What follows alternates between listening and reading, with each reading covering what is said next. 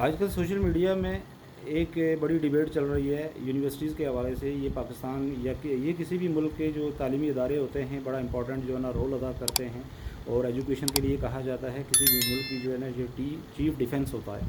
تو ہماری یہ ایجوکیشن اور ان اداروں میں ہونے والے جو واقعات ہیں یا اس طرح کے سانحات ہیں یا اس طرح کی جو سرگرمیاں ہیں ان کو کیسے مانیٹر کیا جائے, کیا ہونا چاہیے, عوام کو اویئرنیس کیسے دی جائے, اس سے پوری قوم جو ہے ہماری پوری ایٹمی قوم جو ہے نا وہ سوئی رہتی ہے. اب دیکھا جائے تو یہ نہیں ہے کہ پاکستان میں اداروں کی کمی ہے. پاکستان میں اس وقت جو ہے نا وفاق سے میں اگر شروع کریں تو اسلام آباد میں ایٹ لیسٹ جو ہے نا 15 سرکاری یونیورسٹیز ہیں. اگر آپ کے پی کے میں چلے جائیں تو وہاں سے 22 سے 23 جو ہے سرکاری یونیورسٹیز ہیں. آپ وہاں سے اگر بلوچستان میں چلے جائیں وہاں بھی ایٹ لیسٹ جو ہے نا 10 یونیورسٹیز ہیں. تو اسی طرح آپ سندھ میں چلے جائیں تو وہاں سے 25 سے 26 جو ہے نا یہ سرکاری جو ہے نا یونیورسٹیز ہیں, ہمارے تعلیمی یہ ادارے ہیں, جامعات ہیں. اس کے بعد اگر آپ پنجاب میں چلے جائیں تو پنجاب بہت بڑا ایک جو ہے نا جو ایجوکیشن کا انسٹیٹیوشن ہے, اس میں ایٹ لیسٹ جو ہے نا 30 سے 32 جو ہے نا یونیورسٹیز ہیں.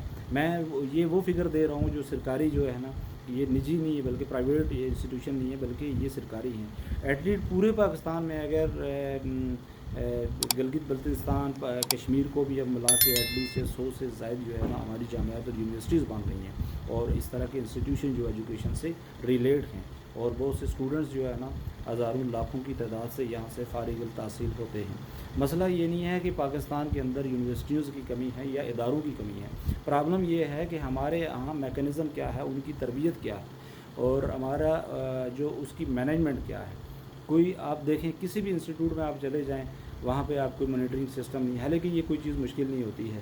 اگر وہاں پہ آپ CCTV کیمراز لگا سکتے ہیں, ان کے ذریعے ایک مانیٹرنگ سیل بنا سکتے ہیں, انڈیپینڈنٹ اس کی جو ہے نا وہ ایک انکوائری اور اس کی مانیٹرنگ ہو سکتی ہے جو گورنمنٹ لیول پہ ہو سکتی ہے.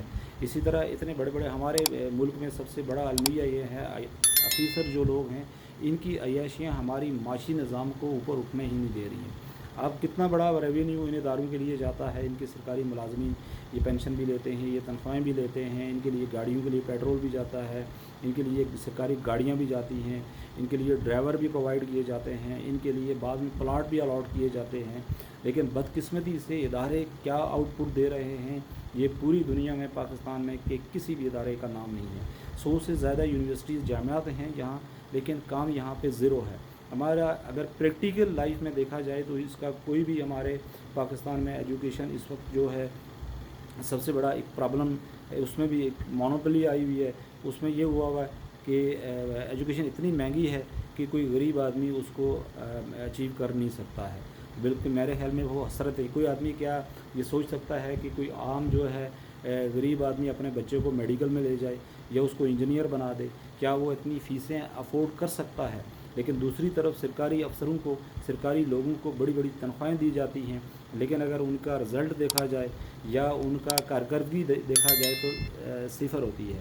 اس لیے پاکستان سے یونیورسٹی سے جامعات سے جانے والے اسٹوڈنٹ باہر کے ملکوں میں جب جاتے ہیں تو یہ کرمبل کر جاتے ہیں. اس کی وجہ ہے کہ ہماری پریکٹیکل جو ہے ہمارے ریسرچ میں کوئی کام نہیں ہو رہا تھا. پریکٹیکل لائف میں ہمارا کچھ بھی نہیں.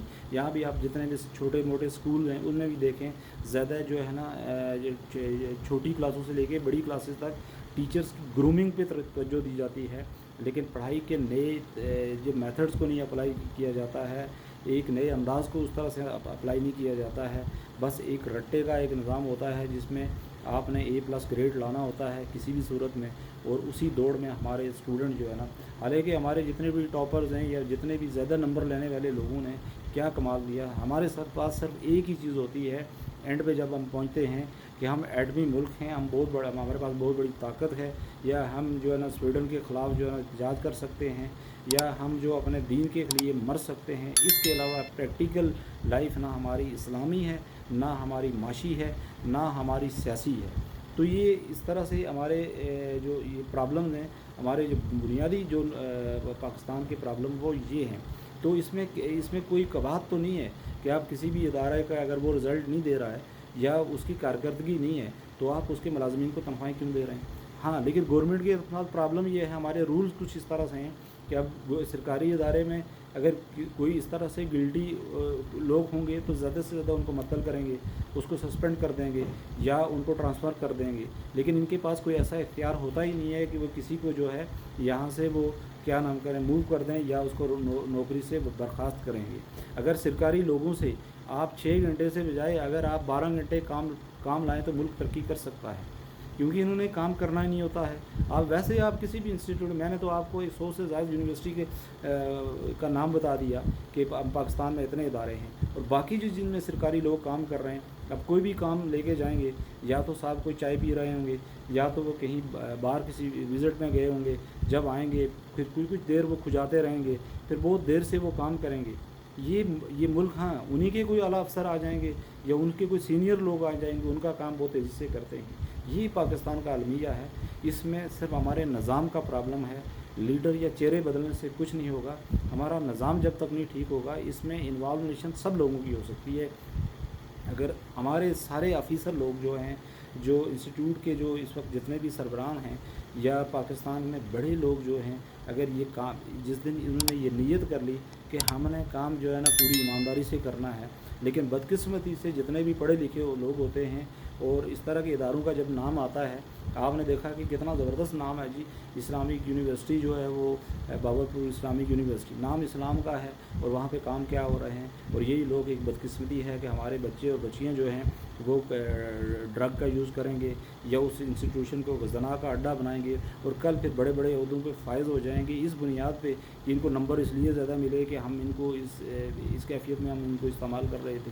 تو یہ ہمارا ایک بھیانک چہرہ ہے، اور اس کو ٹھیک کرنے کے لیے ظاہر سی بات ہے نوجوانوں کو بھی کردار ادا کرنا چاہیے، اور ان لوگوں کو بھی جو یہ بات اکثر کہتے رہتے ہیں غیرت کے نام پہ، غیرت کے نام پہ، ان کو بھی ادا کرنا چاہیے۔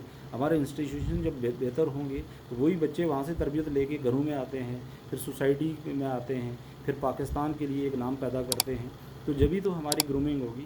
گرومنگ کا مطلب یہ تو نہیں ہوتا ہے کہ سب ایک آدمی بس یونیورسٹی چلا گیا، اس کی ذمہ داری ختم ہو گئی۔